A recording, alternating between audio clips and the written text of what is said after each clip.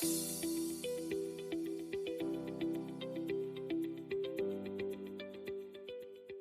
¿qué tal a todos y todas los que nos escuchan a esta hora a través de la radio de la Universidad del Biobío y también a través de VBTV, nuestras plataformas digitales de comunicación que tenemos en la Universidad del Biobío?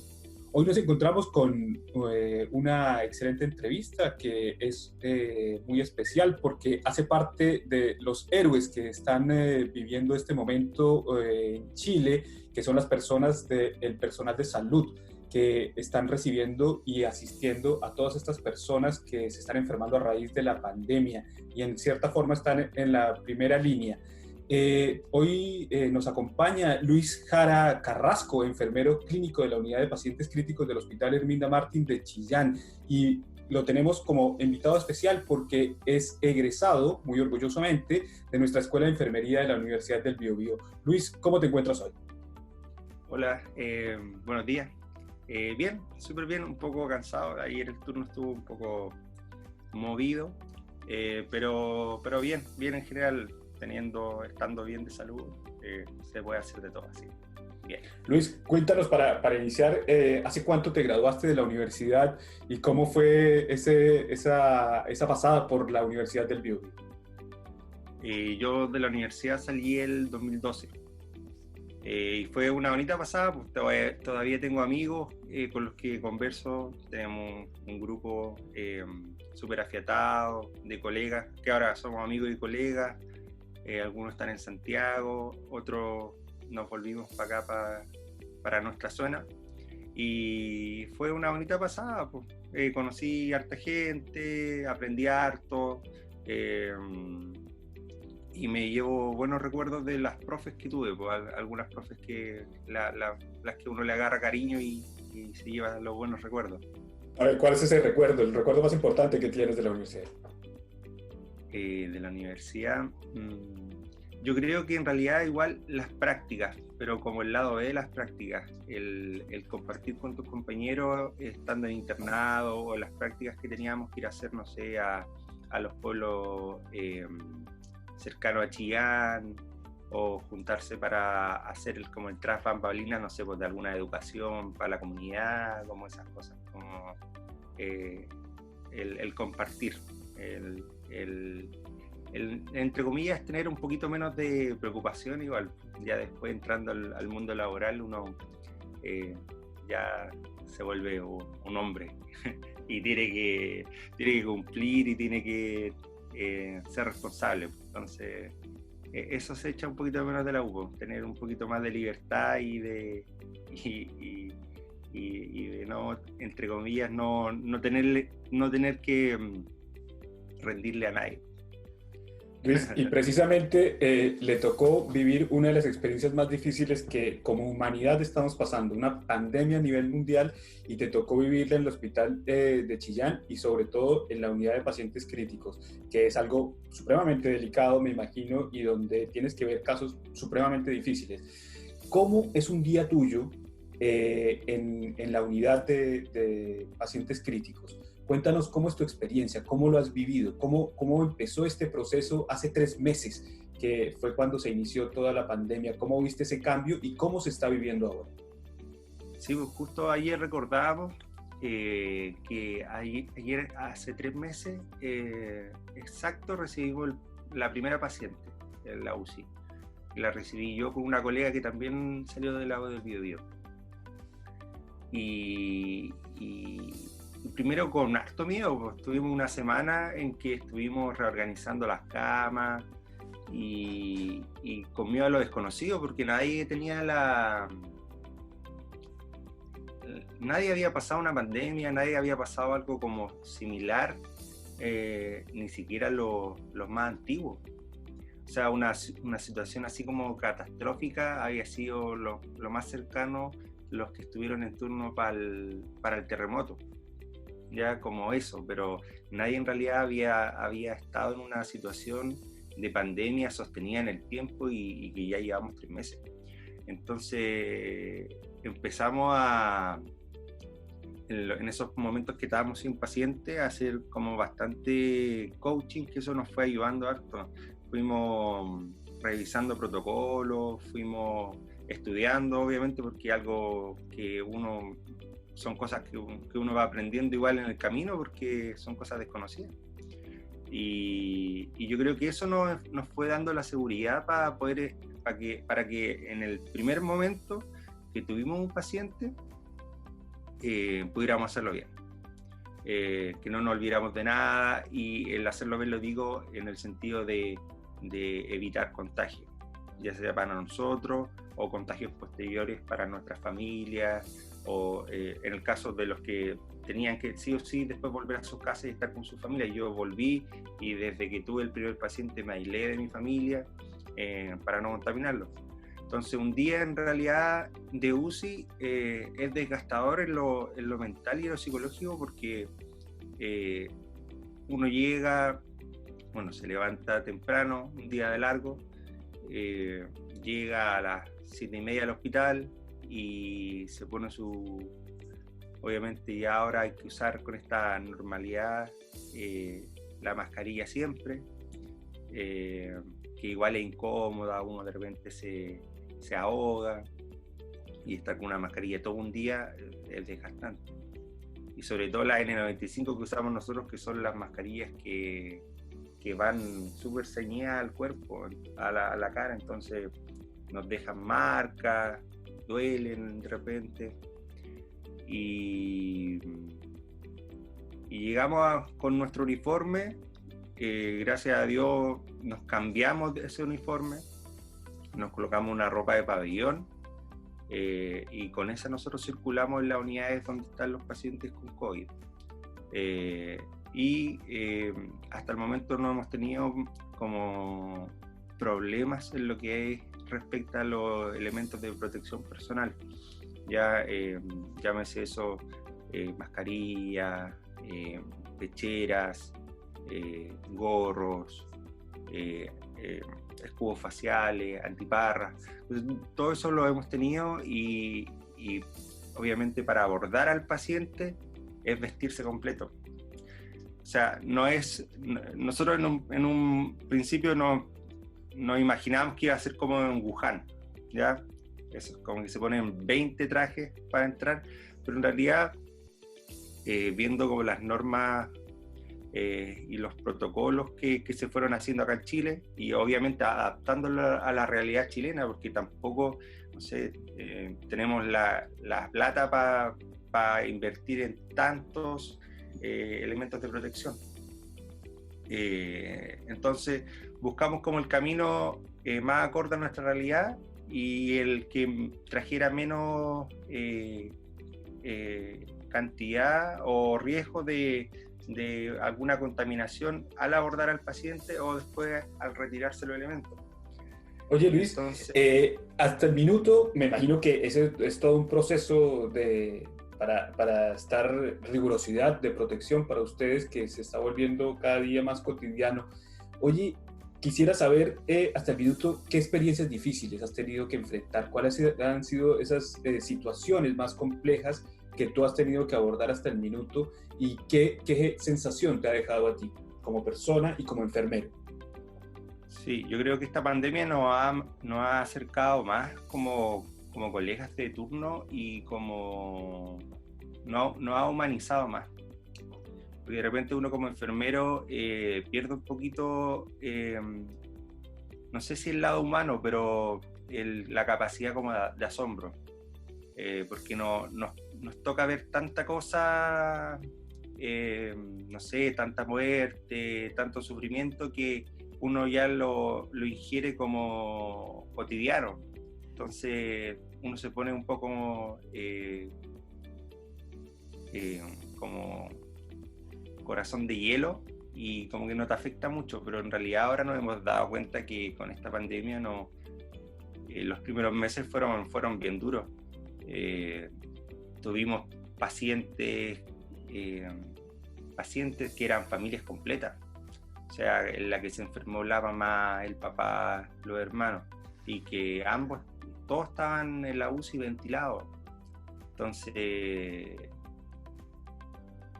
era fuerte tenerlo ahí, y que también la responsabilidad también de sacarlo a todos. Uno de esos casos fue yo creo que el que más nos ha golpeado a todos como colegas. Ingresó una persona y estaba con mucha mala mecánica respiratoria, estaba desaturando. Así que la opción era conectar la ventilación mecánica porque no había otra opción, estaba muy agitado. Entonces, recién estábamos incorporando lo que eran las videollamadas con los pacientes que estaban conscientes, porque como no pueden haber visitas, generalmente los contactos, la familia está en cuarentena también, no pueden venir al hospital, entonces adoptamos el mecanismo de videollamada. Y me acuerdo que tomamos el celular, llamamos a la esposa y se empezaron a despedir. Y el caballero empezó a despedirse, le dijo que la amaba, pero en un momento le dijo, chao, no nos vamos a ver más, yo no voy a aguantar esto. Y todos quedamos helados, o sea, como no podíamos creer como que alguien se estuviera como despidiendo en ese tono. Y ahí nosotros tratamos de revertir un poquito la situación, le dijimos, no, pero tranquilo, usted va a salir de acá, así que con fe y con buena fibra vamos a salir de todo. Y en realidad, lamentablemente, ese caballero después no salió más de la condición grave en la que estaba y esa fue la última vez que habló con su esposa. Entonces, después nosotros al recordar eso fue súper fuerte, o sea, presenciar el momento de que alguien se despide de una persona con la que ha estado, no sé, muchos años, es tremendo.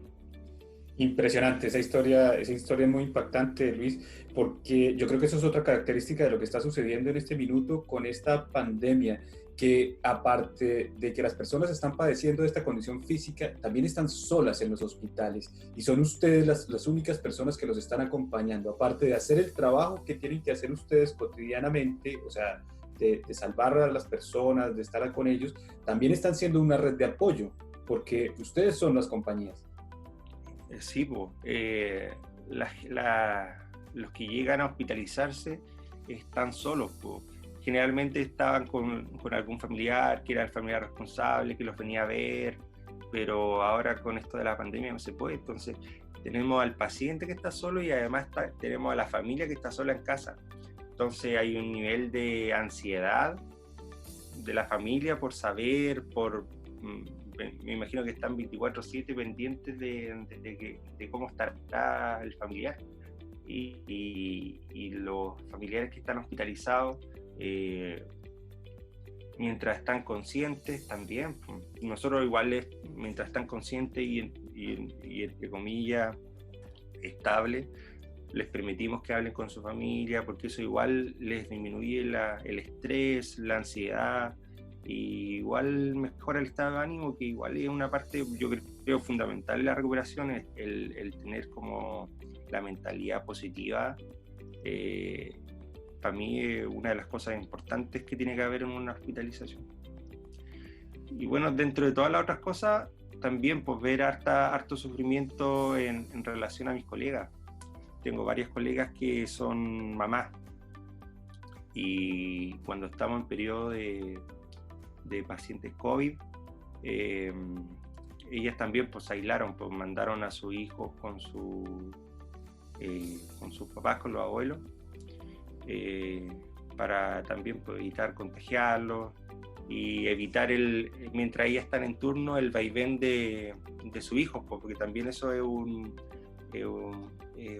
los niños generalmente son portadores de la enfermedad y llevan el contagio de un lado a otro, entonces igual pues es complicado porque también pueden contagiar a sus papás, que son los que se los cuidan. Entonces, harta colega, compañera que ha llorado, que nos ha contado sus penas, porque obviamente son sus hijos. Pues yo no, hasta el momento no tengo hijos, pero sí la entiendo totalmente, el separarse de alguien que uno quiere para cuidarlo. Entonces, eso Oye, también es Luis, importante. eso precisamente te quería preguntar, ¿qué están haciendo ustedes para resguardar su salud mental? Porque el tener toda esta carga de estrés, de presión, de sentimientos, de emotividad, me imagino que eso también les va cargando día a día. ¿Ustedes están haciendo algún proceso para resguardar su salud mental? ¿Ustedes como equipo, dentro de la unidad, en el mismo hospital, se está hablando de ese tema? Sí, se está hablando de la salud mental de los funcionarios.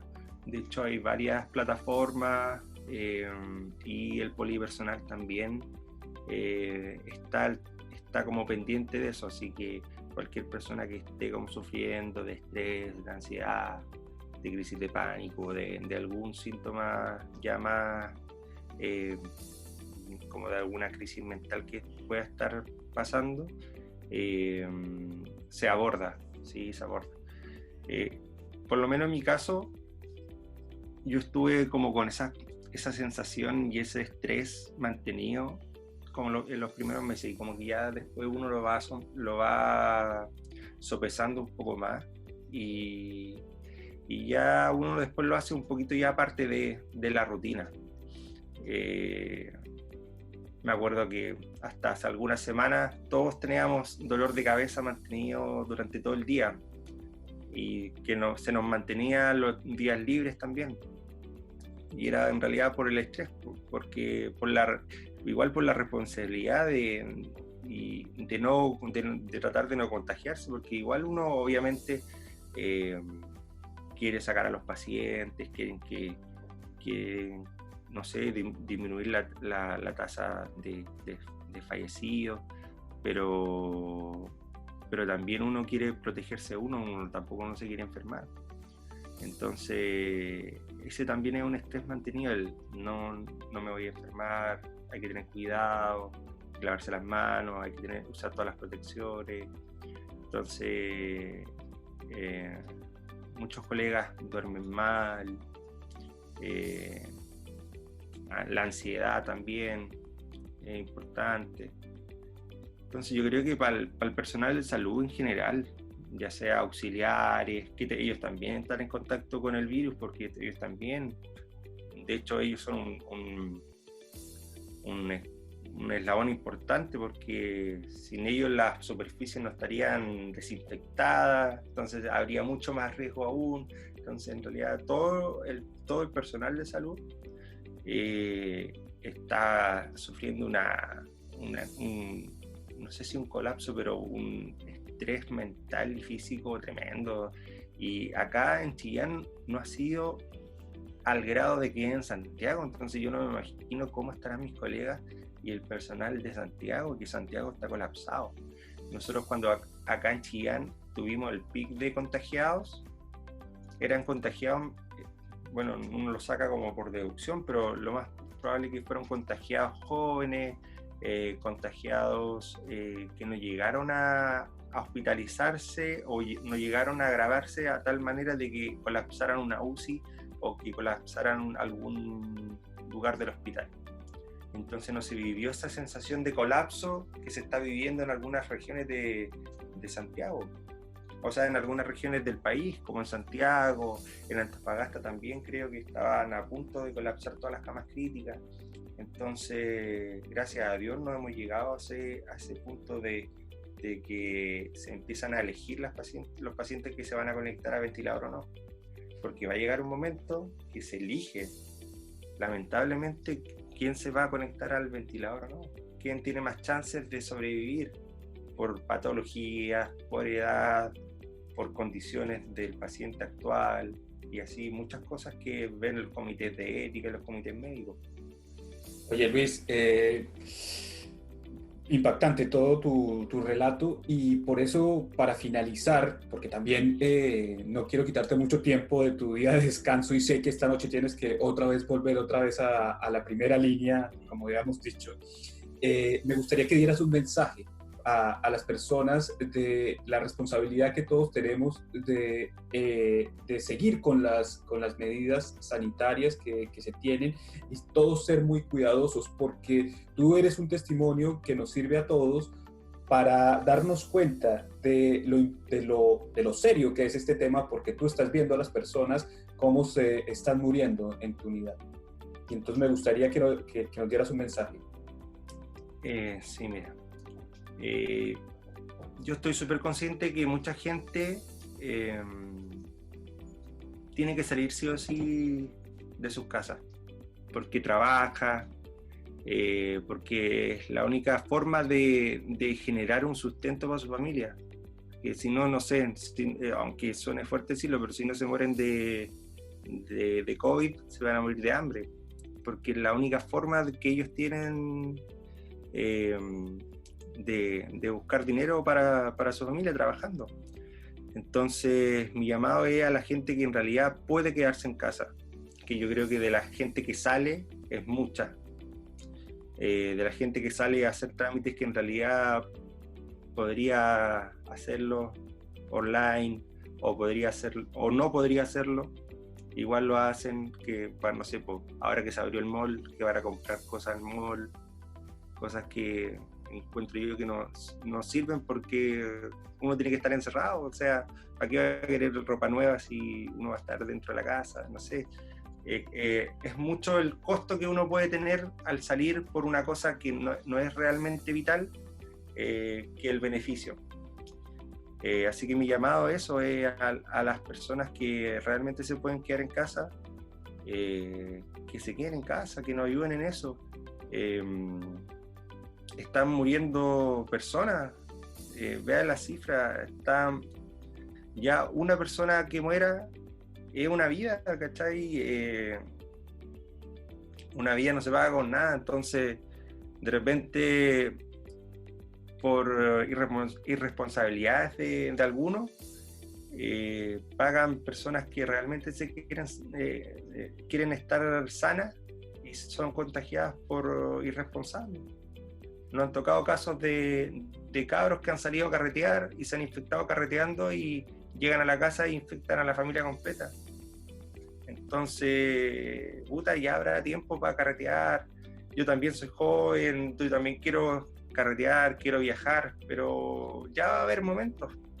El momento de ahora es quedarse en la casa, cuidar a sus familiares y dejarnos la pega a nosotros para los que ya están enfermos. Si esto en algún momento va a tener que decaer y ahí vamos a poder hacer todas las cosas que queremos. Yo también me muero por salir de vacaciones, por tomarme algo afuera, pero ya habrá un momento. Así que es el llamado y también yo creo que un llamado a las autoridades, porque yo siento que igual hay un doble discurso en las autoridades de Ñuble, porque por un lado nos dicen que nos cuidemos y por otro lado abren el mall. En realidad nosotros ya sabemos cómo es Chillán, o cualquier ciudad de Chile. Si tú le abres un estadio, la gente va a ir al estadio, aunque haya la pandemia que haya. Si tú le abres, no sé, una piscina, la gente va a ir a la piscina si hay 40 grados. Entonces, evitemos eso. Si nosotros ya sabemos cómo va a actuar la gente. Quizás, no sé, no va al 100% de la población, pero sí va a ir gente que sí puede infectarse y sí puede haber un muerto dentro de toda esa gente que va. Entonces, valoremos la vida. Ese es mi llamado. Valoremos la vida y también, ya están empezando a entregar cajas y cosas así, pero este es el momento en que el Estado tiene que ser subsidiario. Para la gente que no puede no puede quedarse en su casa, el Estado tiene que ser subsidiario, lamentablemente. Así que ese es mi llamado, a quedarse en casa y apoyarnos de esa manera. Bueno, es Luis Jara Carrasco, enfermero clínico de la unidad de pacientes críticos del Hospital Herminda Martín de Chillán y muy orgullosamente con la marca VB. Luis, muchísimas gracias por tu testimonio y yo creo que esto le va a servir a muchas personas para que también tomen conciencia y nos demos cuenta que esta pandemia es real. Muchas gracias, Luis. Eso espero. Chao.